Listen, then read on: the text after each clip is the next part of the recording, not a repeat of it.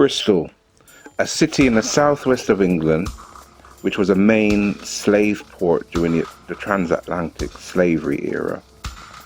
Bristol is famous for its harbour, its blend of architecture, and its contribution to the arts and sciences.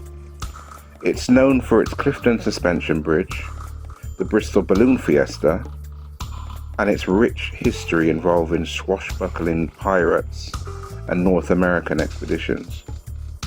Today, Bristol is famous for its thriving music scene, with pop superstars such as Massive Attack, Tricky, Portishead, which is actually a suburb of the city, Nena Cherry, Ronnie Size, The Wild Bunch, and Mikey Freedom. It even spawned its own genre called dubstep, which is celebrated worldwide. But did you know that all the aforementioned acts had their origins and inspiration from reggae sound system culture?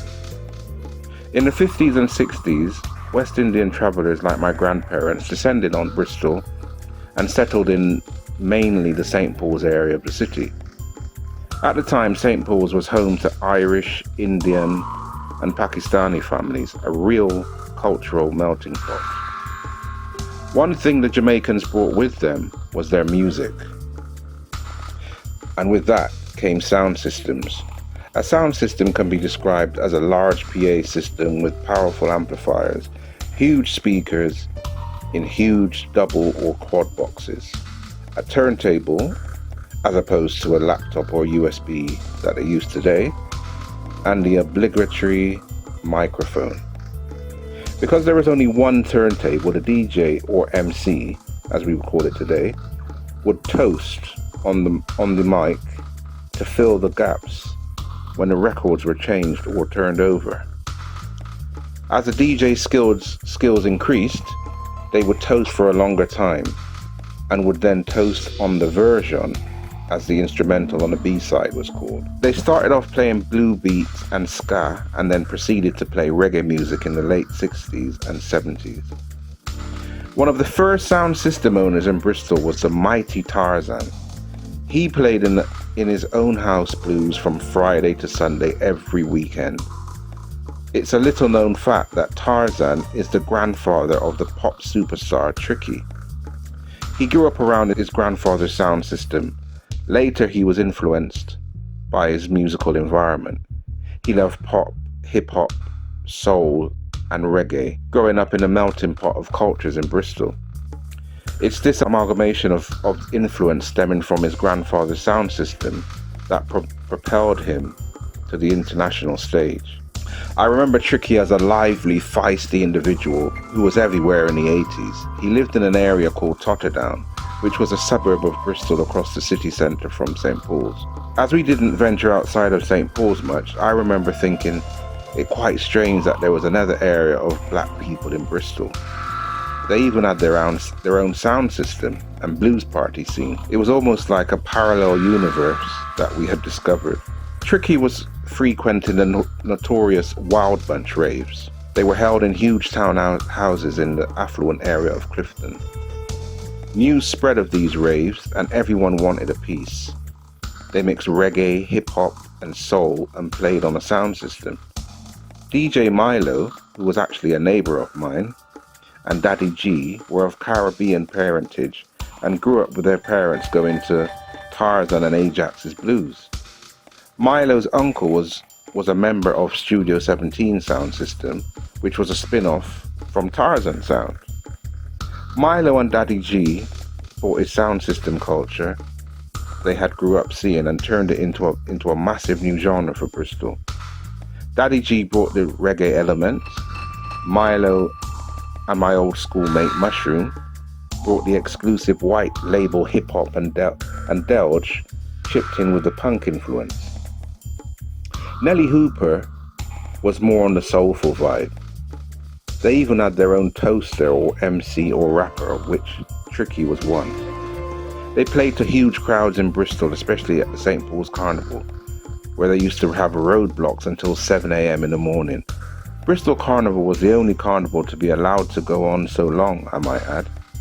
It must have been our rebel spirit. Because after the 1980s St. Paul's uprisings, the police knew that we were not to be taken lightly.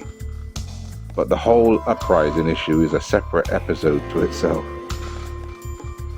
Wild Bunch disbanded in the late 80s. Nelly Hooper went on to become an international producer, working with the likes of Madonna, Sade, Tina Turner, on Goldeneye, Sinead O'Connor, Bjork, who Tricky later had a relationship with, Gwen Stefani, U2, and Soul to Soul. Nelly Hooper went on to produce 7 Grammy Award-winning recordings for artists including Smashing Pumpkins, U2, Sinead O'Connor, and was instrumental in the innovation and creation of Soul to Soul. Milo went on to live in New York and became a top producer and worked with the likes of Salim Remy and formed Massive Attack with Daddy G, Mushroom, Delge and Tricky with the help of Nena Cherry.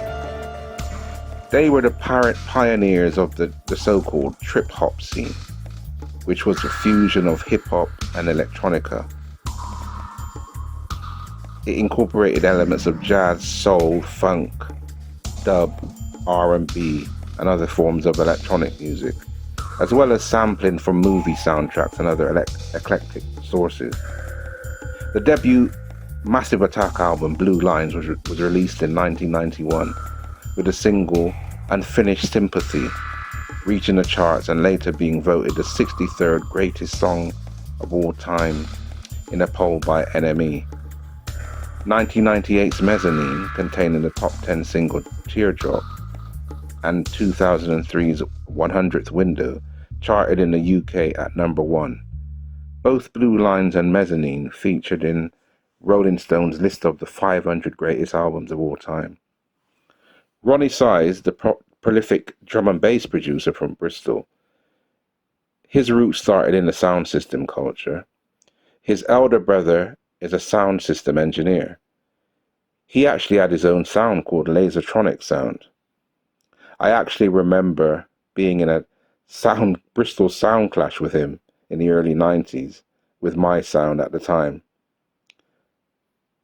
But he has gone on to be one of the most sought after drum and bass DJs internationally. So this is just to show that, all the Bristol pioneers of these new genres, trip hop and the like, Wild Bunch, Tricky, they all have their roots in the sound system culture.